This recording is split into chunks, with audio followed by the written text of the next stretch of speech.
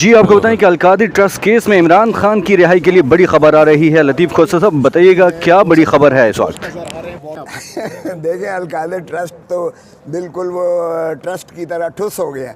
Al-Qadir trust वाला case जो है वो खुद जो है अपना अमजद परवेज़ ने जो बहस की है उसी से वाज़े हो गया कि एक धेला जो है 190 मिलियन पाउंड का जो उधर से आया मलिक रियाज ही का पैसा था, वो वहाँ सस्पेक्टेड मुश्तबे जो है अकाउंट की ट्रांजैक्शन की वजह से नेशनल क्राइम एजेंसी बरतानिया ने उसको फ्रीज़ किया डिस्ट्रिक्ट वेस्टमिनिस्टर की अदालत से जो है मैजिस्ट्रेट से। और उसके बाद जो है जब मलिक रियाज ने ये साबित कर दिया कि उसी का पैसा है, ये कोई प्रोसीड ऑफ क्राइम नहीं है किसी जुर्म से, क्योंकि ना तो उसके पास कोई ओहदा है मलिक रियाज के पास, ना वो होल्डर ऑफ पब्लिक ऑफिस है। एक बिजनेसमैन और फिलैंथ्रोपिस्ट होने के नाता से वो पैसा जहाँ भी लेकर जा सकता है। अपना जो है एसेट्स खरीद किया उसने। वन हाइड पार्क पैलेस जो है हसन नवाज से जो है मोहतरम नवाज शरीफ साहब के फर्जंद अर्जमंद से 50 अरब रुपए में, वो हसन नवाज को तो कोई मुल्ज़िम नहीं बनाता है और इमरान खान को पकड़ के अंदर किया हुआ है।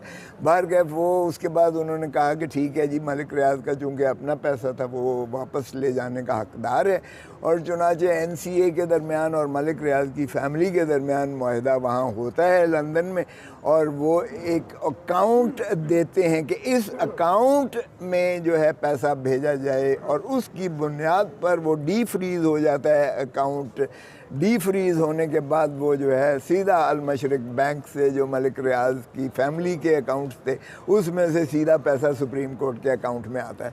ना यहाँ इमरान खान का लेना देना था, ना प्राइम मिनिस्टर का कोई ताल्लुक़ था, लेकिन शहजाद अकबर साहब ये अपने खाते में डालने के लिए कार्रवाई, जबकि पैसा पहले आ चुका है 29/11 को पैसा आ चुका यहाँ 2019 में सुप्रीम कोर्ट के अकाउंट में 2/12 को ये कहते अपने खाते में डाल के कि मैंने कोई अनफॉल किया है लेके आ रहा हूँ, और 3/12 को इसने जो है ये कैबिनेट के सामने रखा कि ये उन्होंने कॉन्फिडेंशियलिटी का एक मुआहदा जो है दरकार है कि जो मुआहदा मलिक रियाज और NCA के दरमियान इस पैसे के वापसी के बारे में हुआ है उसको कॉन्फिडेंशियल रखा जाएगा। तो इस कॉन्फिडेंशियलिटी डीड, ये नहीं कि उनके जो है एग्रीमेंट के अप्रूवल मकसूद थी, ना ना ना, अप्रूवल की तो ज़रूरत ही नहीं है, इसलिए कि बरतानिया का कानून जो है या बरतानिया की पुलिस या बरतानिया की मैजिस्ट्रेट माशाल्लाह हमारी तरह के अदालतें और हमारी तरह के जो है एजेंट पुलिस नहीं है।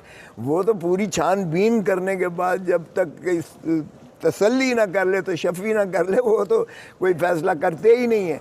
तो उन्हीं के फ़ैसले के मुताबिक ये एक मलिक रियाज का पैसा मुतसव्वर करते हुए, और उसकी चूँकि देना था, देनदार था वो हुकूमत पाकिस्तान या हुकूमत सिंध का, क्योंकि वो इस चीज़ को तशख़ीस सूबों को नहीं किया करते हैं उनका, तो हुकूमत पाकिस्तान ही कहना था। उन्होंने चुनाचे वो जब डेजिग्नेटेड अकाउंट लिख दिया तो फिर उसी अकाउंट में आया, और उस अकाउंट में उन्होंने जाहिर है कि वो मलिक रियाज ही का पैसा और मलिक रियाज ही का था। तो इमरान खान की कैबिनेट ने अगर उस कॉन्फिडेंशियलिटी को 3/12 को किया तो उससे कोई फ़र्क नहीं पड़ता, क्योंकि अमाउंट पहले 29/11 को आ चुका था और उसमें कोई कैबिनेट की अप्रूवल की ज़रूरत नहीं थी।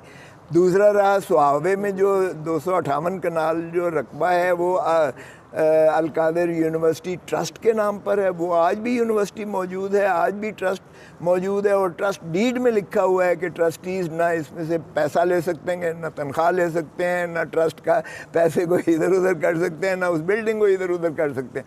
और वो जज साहिबान ने पूछा कि क्या यूनिवर्सिटी बन चुकी है, तो उन्होंने तस्लीम किया। उसमें 110 तलबा मुफ्त तालीम हासिल कर रहे हैं MBA की, और ये गवर्नमेंट कॉलेज यूनिवर्सिटी लाहौर से ये एफिलिएटेड है जो पाकिस्तान की बेहतरीन यूनिवर्सिटी है, और उनको मुफ्त तालीम दी जा रही है।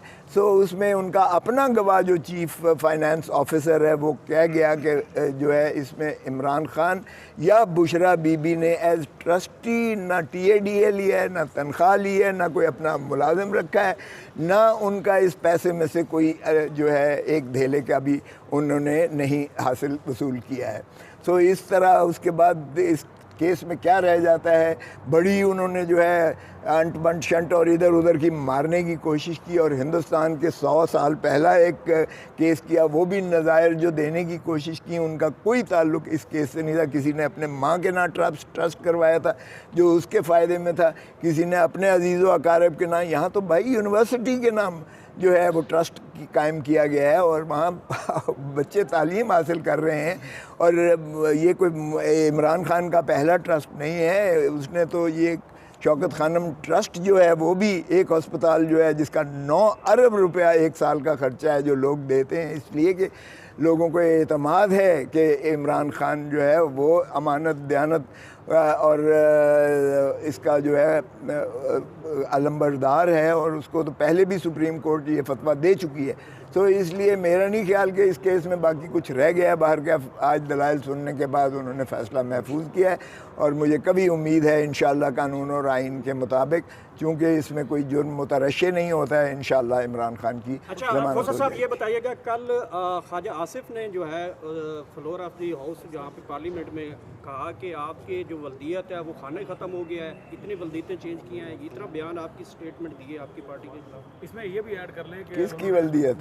पीटीआई की वहाँ पे जो सियासी इसमें ये भी ऐड कर लें उन्होंने वहाँ अच्छा यार किस बंदे की बात करते हो?